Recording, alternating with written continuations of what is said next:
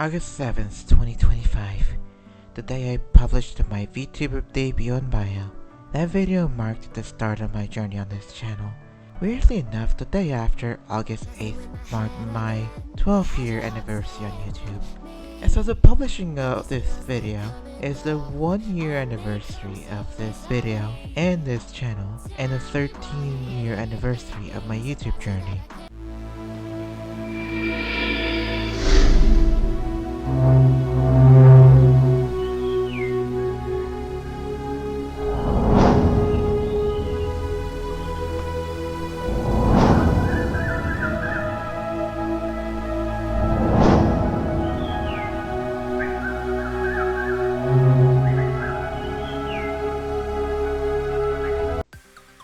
Now, before I officially start this video, you may notice I'm not showing my VTuber model. Well, that's because I figured that the tone of this video was gonna be different. Also, considering that I'm gonna talk about my entire YouTube journey here, having my VTuber model wouldn't make the most sense for most of this video. I will also use footage from my content used in my previous channels, but won't disclose the names of those channels for privacy reasons. With all that being said, let's finally get into the meat of the video.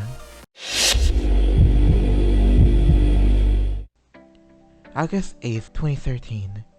I was in the beginning stages of my junior year of high school. This was also the day I made my first ever YouTube channel. My intention with this channel was to upload videos of me playing NFL Head Coach. Months prior, I had made videos of me playing this game, even though I still didn't have a YouTube account at the time. All I had to record with was an old camcorder that was gifted to me during the holidays a few years prior, and a tripod to position my camera to point straight at the TV. It was probably one of the messiest and unprofessional setups ever, but it was as good of a start as any other. The day I made my YouTube account, I also uploaded and published all of the videos I made. Man, those videos were a mess, but hey, you gotta start somewhere. After that, I'd only upload videos once in a while, while also starting a series of NFL Head Coach 09. Now, back then, my intentions for making content at this time were to upload videos for the sake of it. I didn't envision a career out of this. Heck, I didn't even know this was even a thing until Amsel, a friend of mine, mentioned it to me. By the way, shout out to Amsel in distress. 2014 was the year where I was slowly trying to figure out the kinks of this YouTube thing. I'd eventually get a game capture card to have more polished recordings for my videos.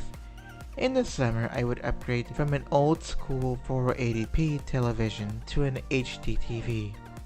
From then on out, I'd really get into a swing of things with my YouTube content production. The details wouldn't be completely fleshed out until I get a new microphone during the holidays of this year. Now, when it comes to the content I produce, I was experimenting with different things, from making sports content with NFL Head Coach, NFL Head Coach 09, and NBA 2K14 and 15, to playing Assassin's Creed 4 Black Flag. I hadn't fully found my identity for the channel yet, and it showed on the subscriber numbers. I didn't get to 10 subscribers till August. Eventually, I'd stick to making NBA 2K content for the foreseeable future, as I was finally starting to figure out what worked best for my channel.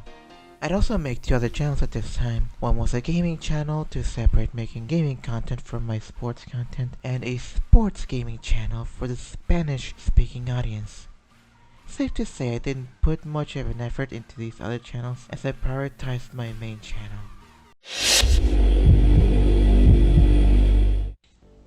If you've been on YouTube for a while, you may know of a concept called sub for sub. Basically, it's when you subscribe to someone's channel in exchange for the other person's subscription to your channel. Back in the day, there were a bunch of videos that acted as threads for people to exchange subscriptions with one another. There would also be websites that acted as subscriber trains. Now, what are subscriber trains, you may ask? Well, you subscribe to a certain number of channels before the website would give you access to gain subscribers. It was a transaction thing, which acted like sub for sub but on steroids. Some websites would have you subscribe to about 5 to 10 or even 20 subscribers a day to activate your channel for the train ride. It was a way to get a bunch of subscribers very fast. Now that's all well and good, but what's the issue with these techniques of growth? The devil's in the details. The truth of the matter is that these subscribers didn't guarantee you actual growth. It didn't guarantee you views, likes, comments, or any form of interaction from these people. It only fueled empty subscriber numbers that didn't amount to anything else. I wouldn't realize any of this until I was at the end of year dinner with my classmates. We were all at Chili's, and at the other side of the table from me was Ansel, and we were talking about stuff regarding making content on YouTube. It was all fine and dandy until we talked about my channel. He asked me how many subscribers I had on my channel. I had about 660 to 680 subscribers on my channel, give or take. And the question came around how many views I got per video. The answer was about 40 to 60 on average. Something wasn't adding up. 40 to 60 views on a channel with around 660 subscribers? Those numbers are rather low. Amsel pointed this out to me, and afterwards I came to the realization that the super sub and subscriber trains were hurting my channel more than it was helping them, so not long after I'd stopped with the whole thing. I was still trying to figure out how to grow my channel, so I'd look for tips and tricks on how to get more views on my videos and grow my channel. Throughout my research, I found a tactic to get more views on my videos. The technique was called YouTube Search Engine Optimization, also known as YouTube SEO. There were a bunch of steps to make the videos pop up on the search engine, but if you hit the right notes, any video could grow exponentially, at least in theory. So I started experimenting on different keywords, titles, and descriptions to find the right combo for me. And in the end, I may have found the perfect formula for me. By the end of June, I had a few videos grow to more than 100 views, and maybe 1 or 2 videos that got past 1,000 views. The future was bright.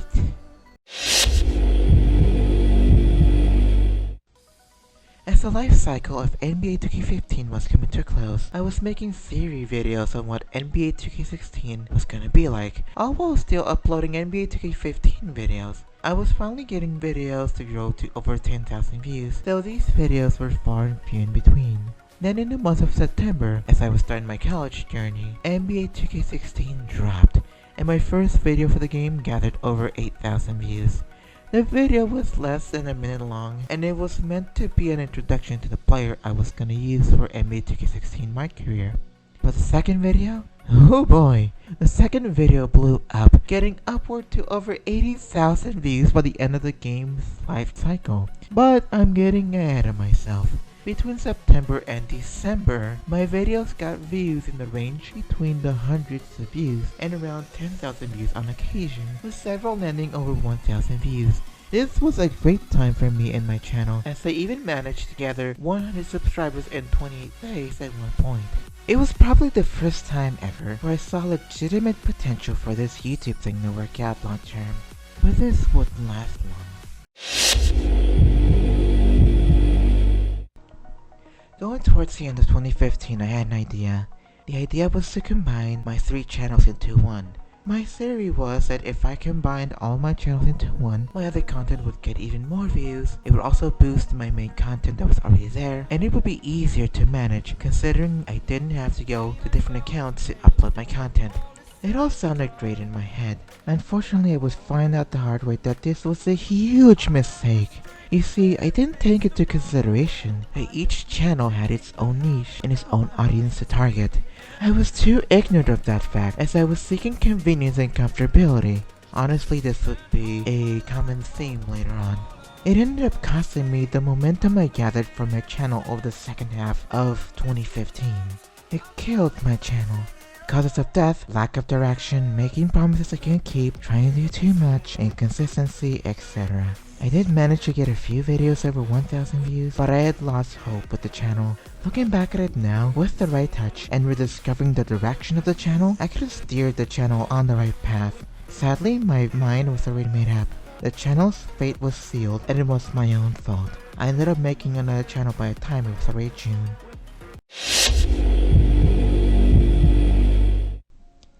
I made my other channel with the broken foundation and ideas from the previous channel. I thought, if I start from scratch with this concept, it'll definitely work out. Oh, how naive you thought you were.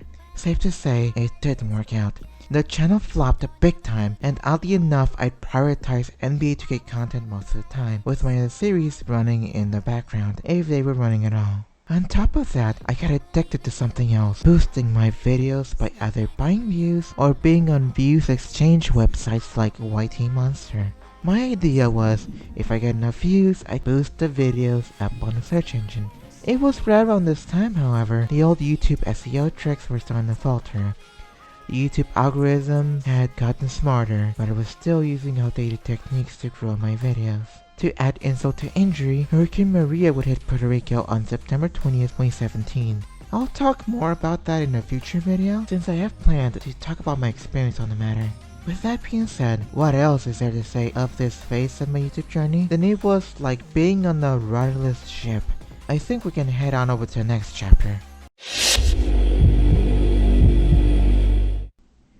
Throughout this phase of my YouTube journey, I developed a nasty habit of halting the content creation of one channel when the numbers were low to then create new channels to begin the process anew. But Sarah, didn't you say that you boosted your videos with artificial views? Yes, I did. The numbers I was focused on for true indicators of growth were subscriber views to give me an idea of whether my subscribers were watching my videos or not. Safe to say they weren't. Now, the way I figured things should have been like was that at least 10% of my subscribers had been watching each of my videos. So for example, if my channel had 300 subscribers, each video should get 30 views from my subscribers at minimum. Now in truth, it's much more complicated than that, but my brain was that set on those standards, and by those standards, I was failing every single time. Now there is one silver lining to this chapter. I stopped scattering my content to just one channel. I separated my content to its own channels while prioritizing the sports channel. It is what came more naturally to me after all. This chapter starts off with me making yet another sports channel to replace the old one. But I made this channel with the idea that it would be the last channel I would make. From here on out, if my channel fails again, I would fight to figure out a way to revive it, win, lose, or draw.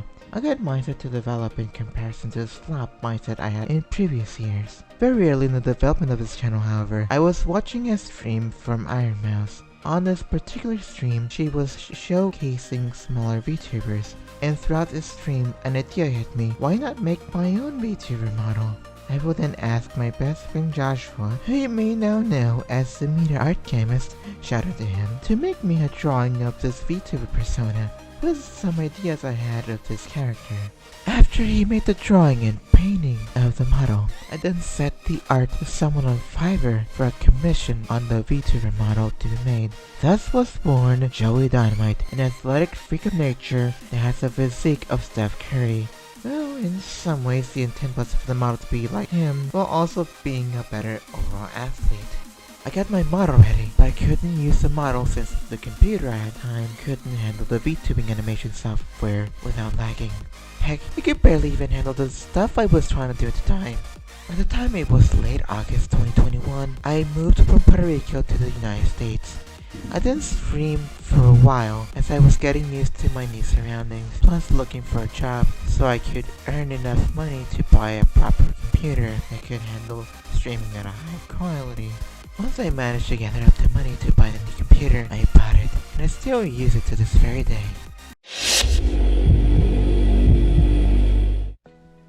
In the early months of 2022, I was on an app called Reality, an app where you can make your own avatar and stream stuff. On the app, I was trying to recreate Rem from ReZero on the app, but failed to do so because the right hairstyle wasn't available. So then I decided to make a gender-bender version of Joey Dynamite, which would have Rem's hair and eye colors, dressed up like Hatsune Miku from Hololive, while having my own twist and having a tan skin. This is what the avatar initially looked like. On one fateful night, I went to a reality stream where there was a maid cafe roleplay stream. On said stream, I was one of the maid servers. At one point during the stream, I asked what would be a good name for my character. Then I thought, what about Sarah? Everyone else agreed, and then something clicked. An epiphany. I realized that I wanted to be a woman. Now at the time, I thought that I wanted to be a woman at some points and a man at others. I didn't know what that concept was called at the time until I did a little research and found out I was gender fluid. Not long after, I would send my Sarah avatar to be commissioned on Fiverr, and thus Stagnation Dynamite was born. Now I would mostly still use Joey as my main VTuber model, but I would eventually start having myself, i.e. Sarah, on stream.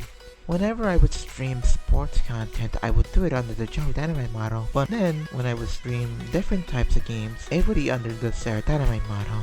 Now you may be wondering, Sarah, are you going back to the broken content creation model yet again? I thought you had learned your lesson by now. Well, yes, but I did under a more well thought out process. I'd only play the amount of games I knew I could handle, and I would split my time evenly between my sports content and my gaming content. I wanted to make myself, aka the content creator, the star of the show, rather than the games be the star. I wanted for people to watch me for me, not necessarily for what's inside the content, if that makes any sense. I wanted people to watch my content regardless of what I put out at any given day. Unfortunately, this idea doesn't work out as well if you're on YouTube, since YouTube's algorithm expects consistency in terms of the type of content you provide, which means that even if my concept had good intentions, it was doomed to fail. During early January of 2023, I first joined VR Chat. Now I won't go into too much detail about my VR Chat journey in this video, but in a weird way, it was good for finding myself as a person. It was beneficial in terms of finally becoming the person I am today, but it didn't come without its drawbacks. But that's a story for another day. At first, I would make YouTube streams of the games for special occasions, but as I saw that the streams got more views than my other content, it was clear to me that making it an official series on my channel was the next logical step.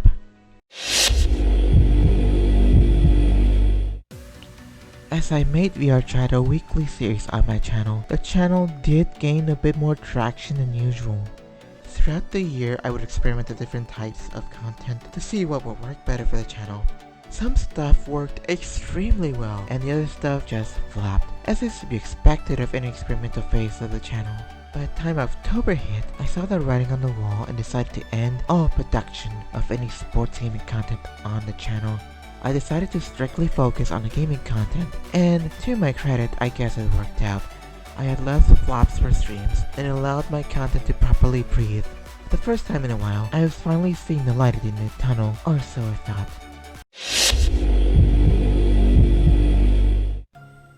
If there is one constant throughout all this, it is that my inconsistent ways always stuck with me. One week I would pump out streams and YouTube shorts like there was no tomorrow, and the next I would burn out. And it showed in the view count. I couldn't fully get the channel to lift off from its current point. By the time July hit, I realized it was best if I were to lower the amount of content I tried to do, as to be more efficient with the content I actually did make and to do more throughout the games I played at a faster rate. The idea was to finish each series the way I'd been doing, but when the series ended, I wouldn't replace series with another. Instead, I'd put more work onto the remaining series until there was only one left. That idea came crashing down when YouTube terminated my channel. The reason for the termination, according to YouTube, due to spam, deceptive practices, and scams policy. What does that mean? I have no idea. There weren't any specifics into what I did in terms of spam or scam practices. I tried to appeal to YouTube to see if I could recover my channel, but the appeal was denied. I was upset at the revelation. Weirdly enough, however, I saw it as a blessing in disguise. With a clean slate, I could take the lessons of yesterday and turn them into something better. I had a chance to make a channel with a new vision. And so, I decided that I would only focus on one series at a time, and so far, it's worked out well for me. I don't feel as burnt out, I'm more consistent, I finished the games in a timely manner, and I feel like there is legitimate hope for once. Plus, I've had streams that have massively outperformed in terms of concurrent viewers. Does this mean I'll be big in a couple of years? Most likely no, but I do see potential for this channel to be something bigger than anything my past channels could have ever reached. What's gonna happen now? Stay tuned for more. Thank you so much for sticking around till the end. I have more of these storyline videos planned out for the future. In fact, I'll most likely be uploading another one later on in the month. Make sure to like the video and answer the question for this video. What has your experience been like on YouTube, either as a viewer or content creator? Let me know in the comments section. Also make sure to subscribe and hit that bell icon for more stories. And as always, I will see you in the next video. Peace.